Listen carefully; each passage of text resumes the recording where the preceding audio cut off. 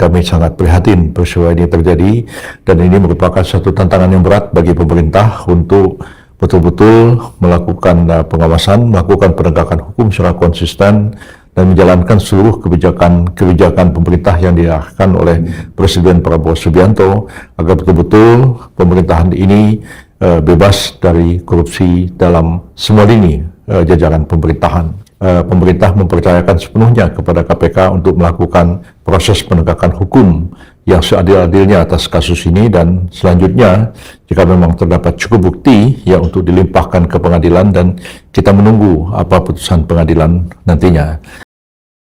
Sejak Bapak Presiden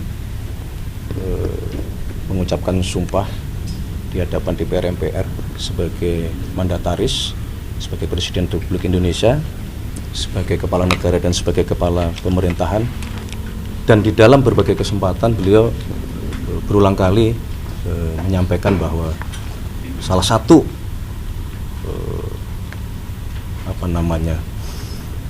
yang harus kita pastikan semuanya adalah kita harus perang melawan korupsi.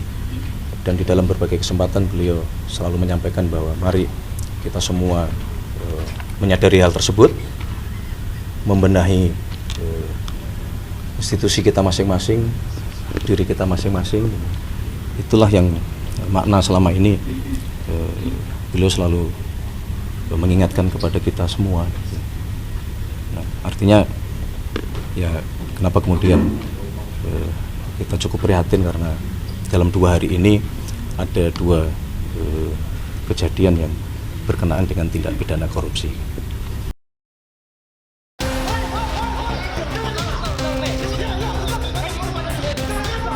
KPK mengungkap peran Wakil Menteri Imigrasi dan Pemasyarakatan nonaktif Silmi Karim dalam kasus dugaan pemerasan di lingkup Kemenkum Imipas.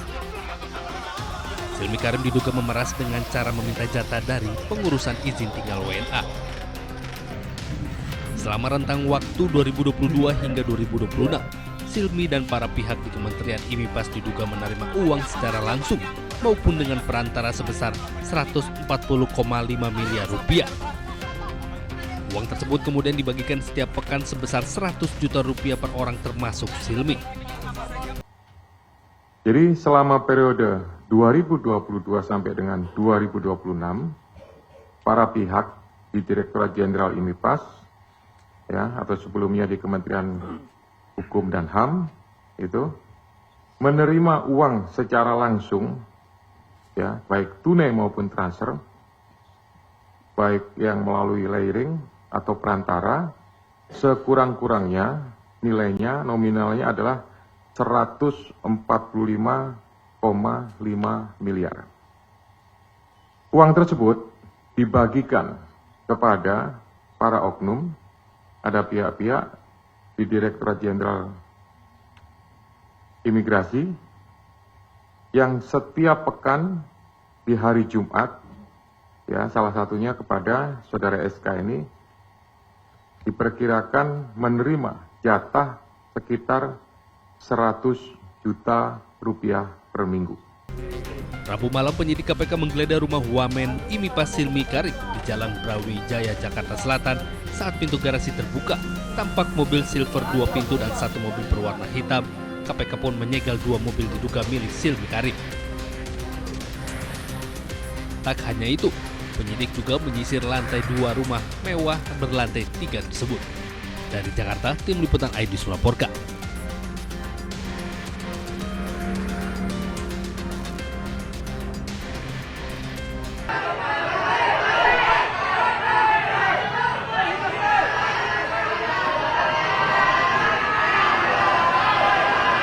Kejaksaan Agung terus menyelidiki dugaan korupsi yang dilakukan ex-kepala BGN Dadan Hindayana CS. Direktur Penyidikan Jampitsus Kejagung mengatakan pihaknya saat ini terus mengumpulkan barang bukti dengan melakukan penggeledahan di sejumlah tempat. Sampai saat ini masih ada melakukan penggeledahan, masih berlanjut di beberapa tempat. Tepatnya di mana nanti kita umumkan, kita belum bisa kita sampaikan sekarang, tapi masih dalam proses pengumpulan bukti-bukti, ya, pengumpulan bukti-bukti dengan upaya paksa penggeledahan di beberapa tempat, masih berlangsung sampai sekarang. Sebelumnya Kejaksaan Agung menetapkan Dadan Hindayana bersama 2 wakilnya menjadi tersangka. Ketiganya diduga korupsi tata kelola program MBG di BGN dan kini telah ditahan.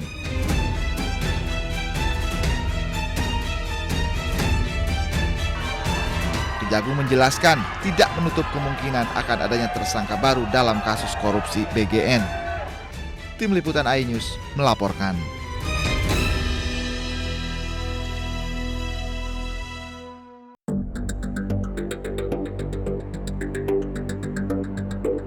Iran mengancam akan hentikan negosiasi dengan Amerika Serikat jika Israel terus menyerang Lebanon. Bahkan, Ketua Parlemen sekaligus Kepala Negosiator Iran, Muhammad Bagher Ghalibaf, menyebut tidak hanya hentikan negosiasi, tapi juga akan ambil tindakan jika Israel terus lancarkan serangan ke Lebanon.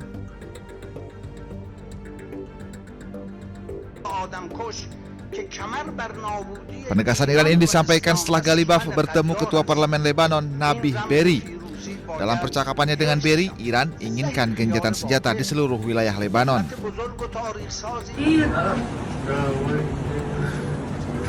Namun pada Senin, PM Israel Benjamin Netanyahu perintahkan serangan terhadap target-target Hizbullah di pinggiran Beirut seperti Nabatiyeh dan Tire.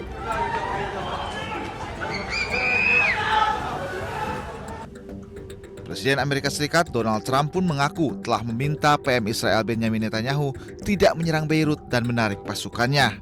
Trump juga mengklaim Israel Hizbullah setuju gencatan senjata. Namun Hizbullah menolak gencatan senjata sepihak selama Israel masih menyerang Lebanon.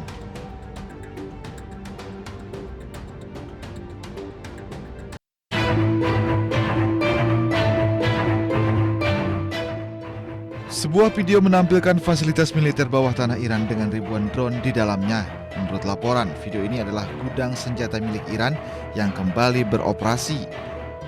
Dilaporkan Iran telah berhasil membuka kembali sekitar 55 dari 69 pintu masuk terowongan di 18 fasilitas rudal bawah tanah yang sebelumnya dihantam serangan Amerika Serikat dan Israel. Sementara itu, anggota IRGC juga memperlihatkan kapal serang cepat 27 Rajab untuk pertama kalinya.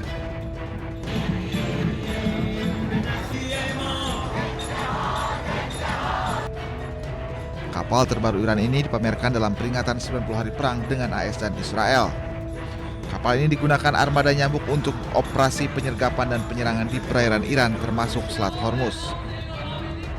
Dikutip dari stasiun televisi Iran, Press TV, kapal ini mampu menembakkan 2 rudal jelajah dengan jangkauan 700 km dan mampu beroperasi melalui gelombang tinggi 3 meter. Kapal serang cepat ini dirancang sebagai bagian dari armada taktis berkecepatan tinggi di Teluk Persia, mampu melaju di kecepatan 100 knot atau 185 km per jam, menjadikannya salah satu kapal perang tercepat di kelasnya.